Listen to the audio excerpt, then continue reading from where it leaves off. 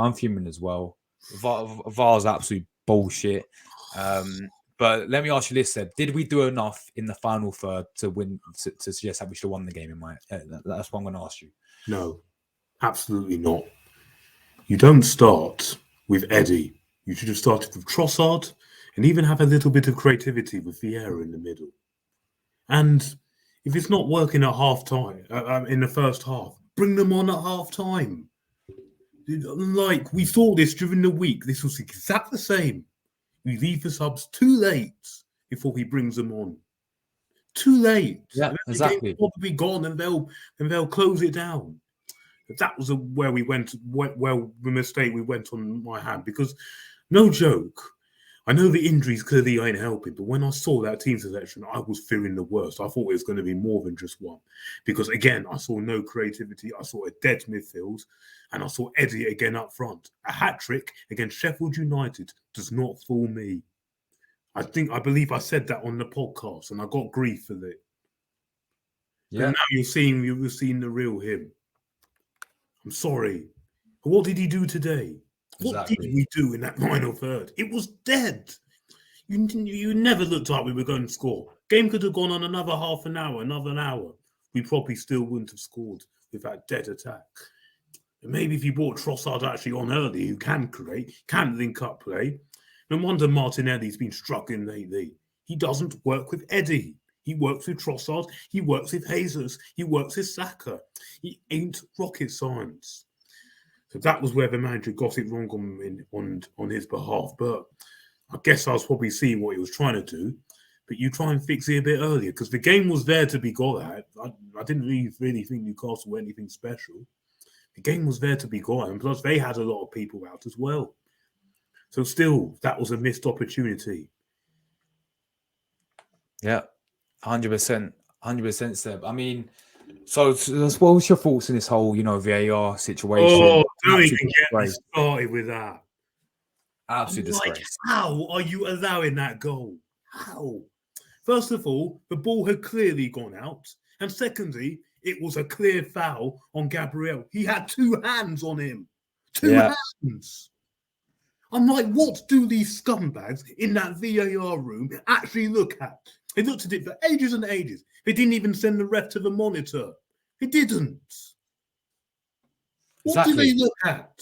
And I honestly thought this fiasco would all end after that Spurs-Liverpool fiasco the other week, when Klopp actually rightfully called them out and asked for a replay.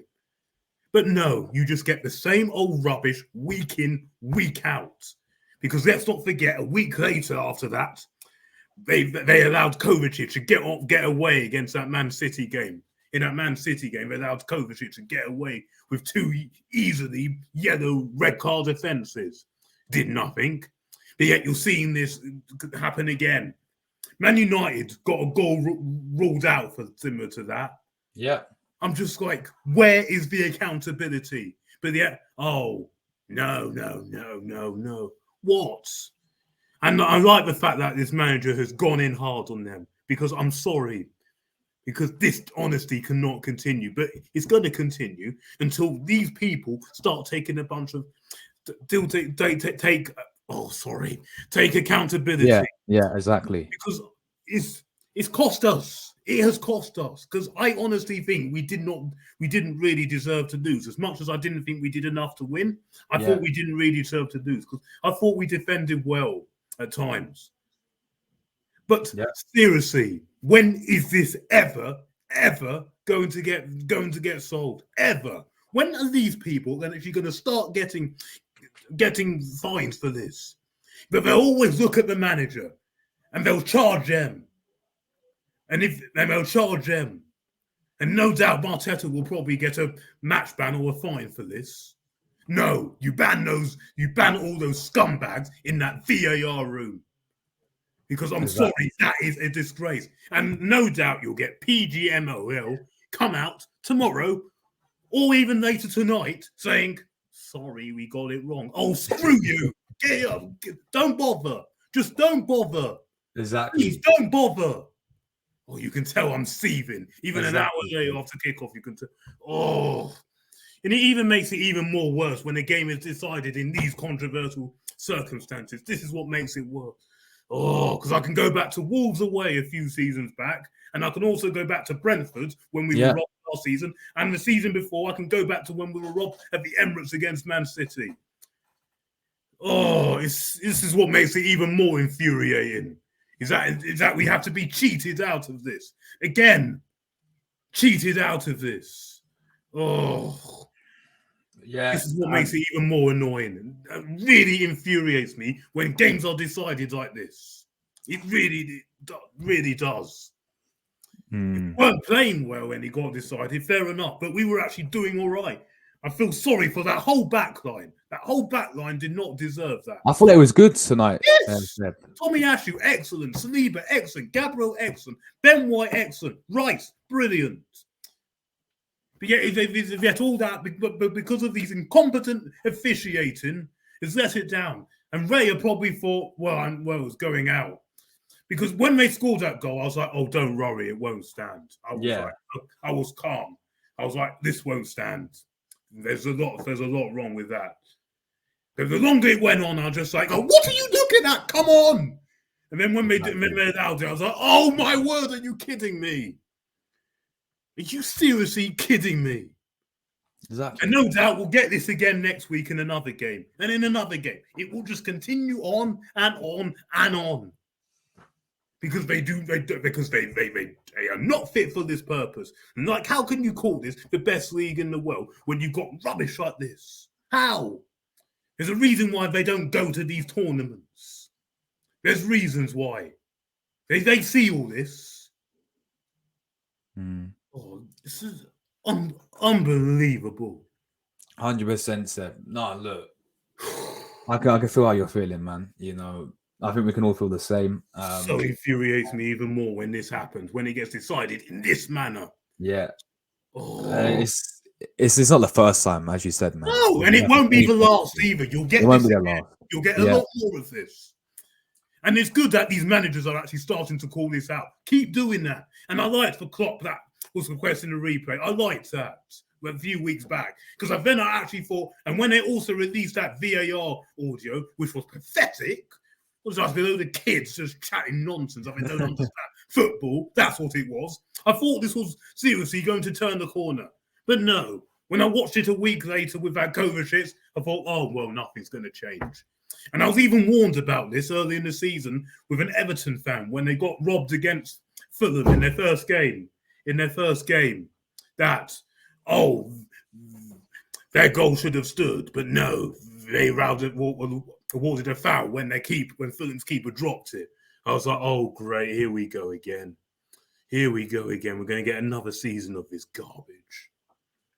I mean, it's been a terrible week, hasn't it, for an Arsenal fan? Not out the cup. It's not been good at all. And by West Ham. But back to Arsenal.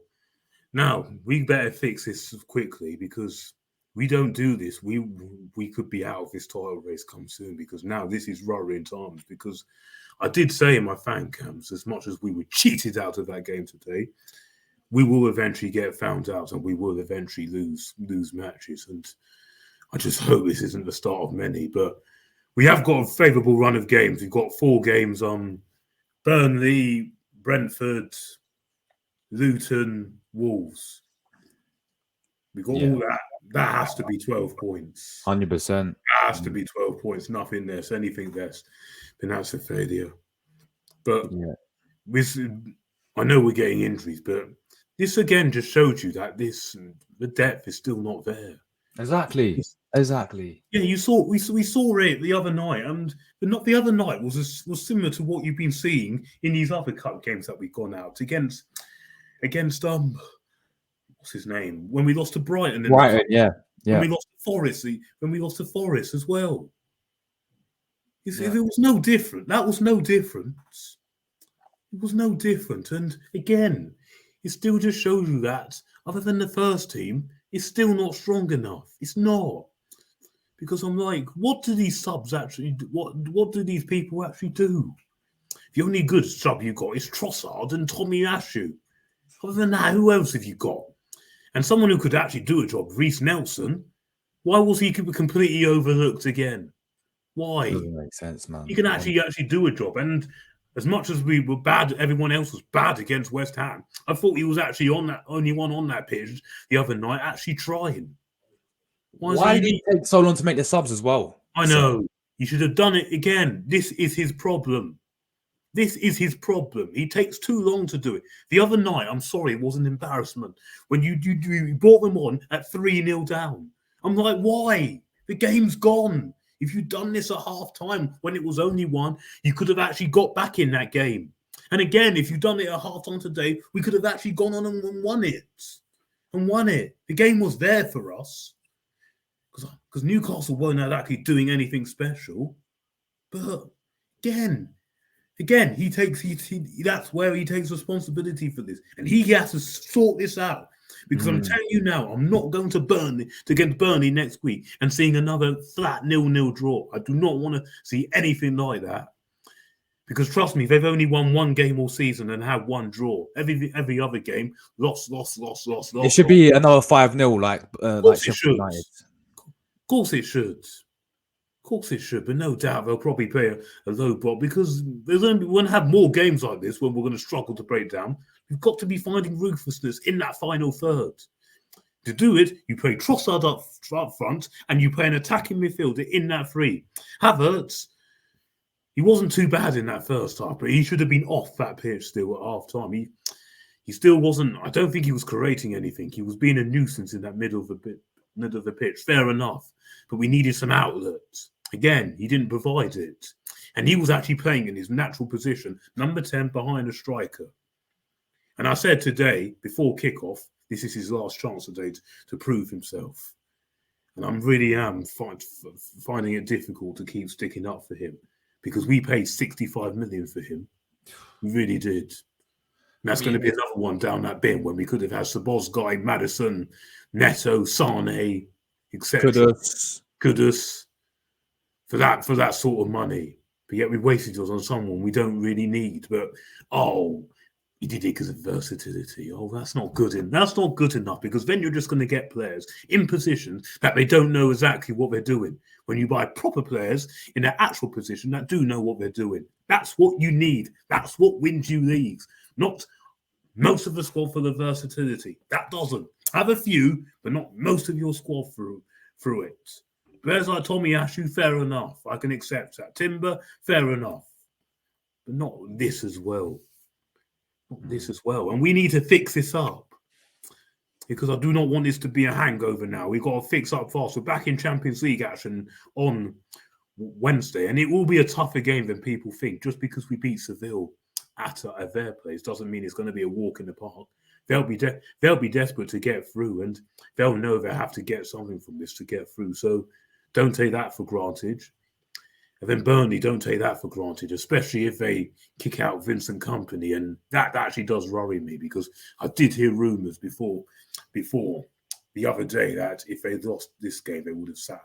New manager bounce and all that, Seb. Yeah, we can't be having any of that. So that does worry me. I was hoping they would win today because of that. But at the same time, we better fix up. And at the same time, all those officiating, get out of the game. Yeah. 100%, Seb. Get into that again because sorry. Nah, man. I thought you summed that up perfectly, man.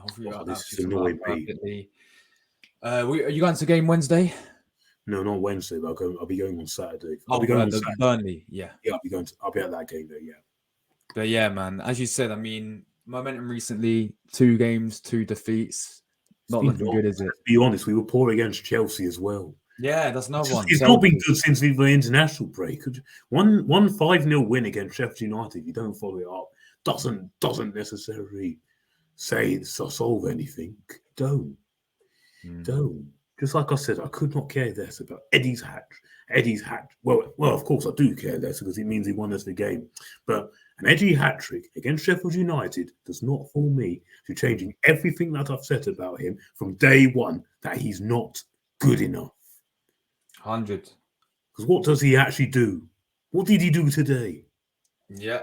What did he do against West Ham? But this is what worries me, Seb. Jesus is injured, yeah? Arteta clearly loves Eddie and Katie. He's going to keep playing him week in, week out now until Jesus gets back. No, you play Trossard down the middle because You saw last season how well it worked, and he was getting players like Martinelli into the game. No wonder Martinelli has been struggling in recent weeks because you've seen time and time again he does not work with Eddie. While with him, with Trossard, they interchange, they switch, they link up. I'm like, did we not see this from last season? Just because, and we've only seen it once this season when we played Fulham and Trossard didn't get into the game. Yeah, but that wasn't his fault. Yeah, exactly. We better fix this. And we need to go and spend January again, don't we, Seb? Sorry? We need to go and spend more money in January now. 100%. 100%. And when you're spending that sort of money and you're still not getting that much improvement, and it's mad how I think we've regressed from last season. It's mad. It's mad because now I think we're 6 points worse off because before this game we were 3 before, but now we're 6. I mean, we could be 5th by tomorrow. Oh, dearie me. See, and then no doubt that scum down the road will beat Chelsea. Then they'll go 5 clear. That will just make things worse. Oh, my God. And this will be unbeaten as well. Oh, man. Oh, man. This weekend's ruined. Oh, yeah. Man. Absolute ruins. Absolute ruin, man. Yeah, Seb, cheers coming on, man, as always.